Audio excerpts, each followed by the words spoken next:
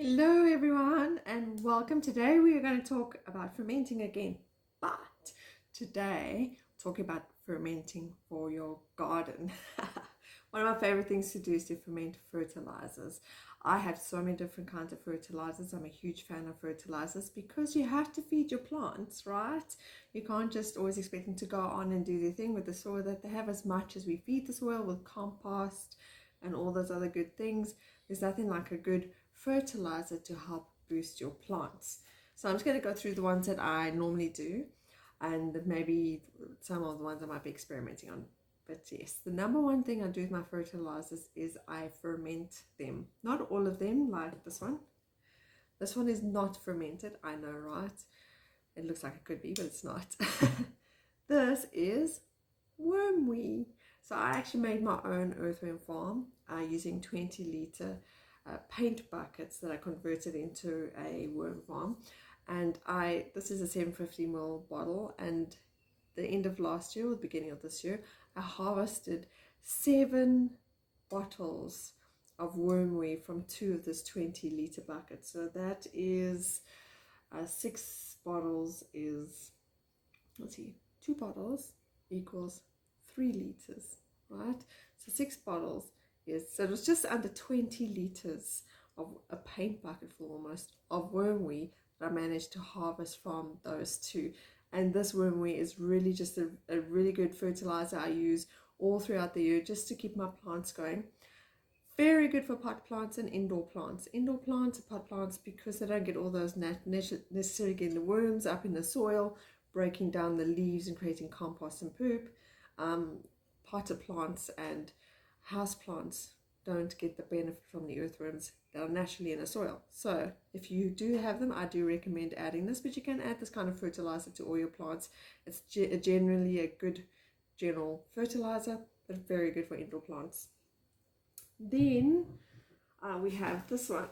So this one, I can't remember, it's got a fancy name. It's a permaculture based fertilizer. So what it is I went to the forest behind my house and I scratched in the ground and I found some mycelium underneath the layers, and I put that mycelium leafy soily goodness in here, and I put in either sometimes potato or banana just to kickstart the ferment. And this is actually seawater I have in here, so you can use non-chlorinated water or rainwater, but in this one specifically I actually put seawater in because seawater does have all the good benefits, and I live near the ocean, so why not?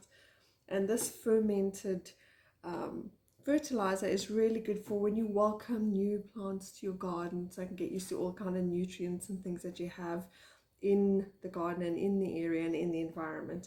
So for planting new plants that you've purchased and you've bought to put in your garden, this is a really good kickstart for that.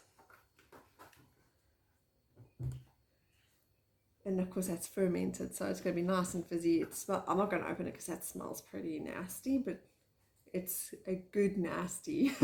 When you start making your own fertilizers, you'll recognize when bad smells are good, and that one smells really nasty, but it's really good.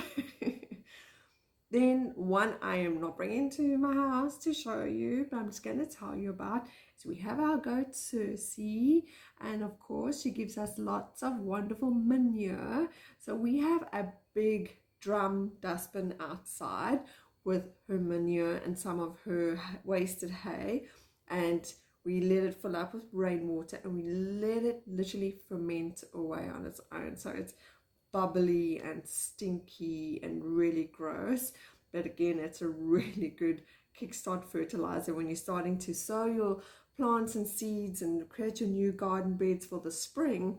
That's the kind of fertilizer you want to be taking in, especially in your veggie beds. They're good fermented goat poop, so good for the beginning of spring in your spring gardens. But again, you can use it as an overall general fertilizer. Most of these you can, but if you want a real kickstart at the beginning of the planting season, that is the one that we tend to use. Then we've got this one. This is your very common banana skin fertilizer, and it's not too bad. I do like it. I use this one quite frequently. I think the banana skin ones are some of my more common ones, but I did take it up a notch And we have this baby. This is 5 liters of fermented banana skin and beetroot. Listen to this. Oh yeah, it smells so bad, so good. This is my ultimate flowering boost. If I want my plants to flower and fruit, this is what I am feeding it. This stuff, banana and beetroot. Put it in here, fill it up with water, seawater, dechlorinated water, rainwater. Rainwater is amazing for creating fertilizers, one of the best resources you can probably use. And let it just sit in the sun for a few days. It just ferments away. And when it starts to smell real bad, like you can smell it breaking down, that's when it's the good stuff.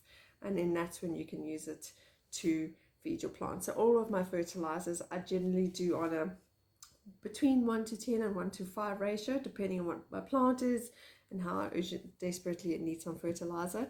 But I do dilute all my fertilizers at least 1:5.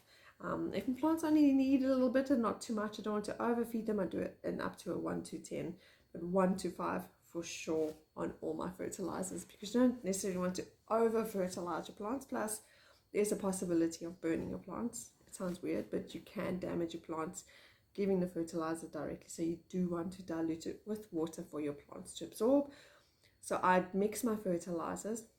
I have a watering can specifically for that, and then I water the plants. I wait a bit, and then I just give it plain fresh water on top of that, just to help the fertilizer to sink into the soil. And then this is my new one that I started. Look how pretty this is, right? Have a look at that. Seaweed fertilizer.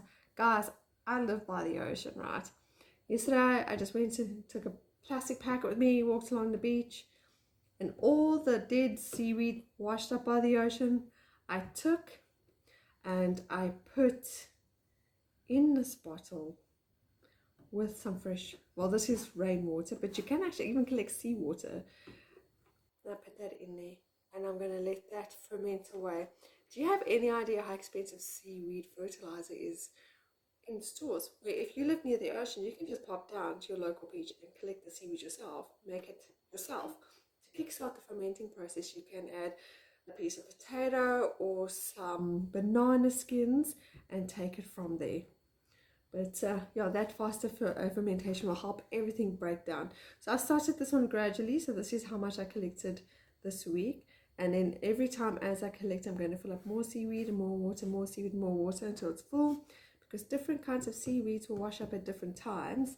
And it'll give me a good, nice variety of seaweeds, which are packed full of nutrients.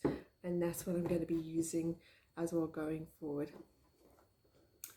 And that is a brief breakdown on my fermenting for my garden and creating home fertilizers for me to use for my plants. If you have any questions or you'd like to find out more about my fertilizers, please ask in the comments and I'll be sure to share my insights with you if I'm able to. Thank you.